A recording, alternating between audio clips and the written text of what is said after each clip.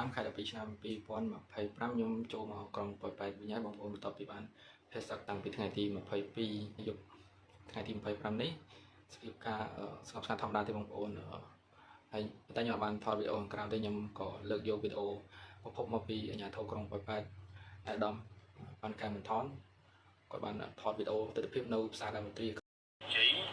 នារាត្រីថ្ងៃទី25ខែធ្នូឆ្នាំ2025ម៉ោង 8:30 នាទីយប់ឃើញថាមានបងប្អូនដែលរស់នៅក្រុងប៉ោយប៉ែតគាត់មានការធ្វើដំណើរចរាចរណ៍ច្រើននៅលើដងផ្លូវមានទាំងអ្នកលក់នៅតាមដងផ្លូវក៏ច្រើនហើយបងប្អូនយើង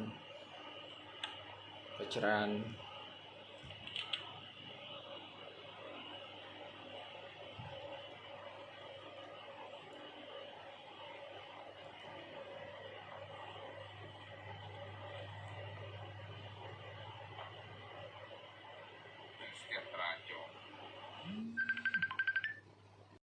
វីដេអូនេះមានតែប៉ុណ្្នឹងឯងបងប្អូនបើសិនជាមានព្រឹត្តិការណ៍អ្វីថ្មីខ្ញុំនឹងធ្វើវីដេអូបង្ហាញបងប្អូននៅពេលក្រោយ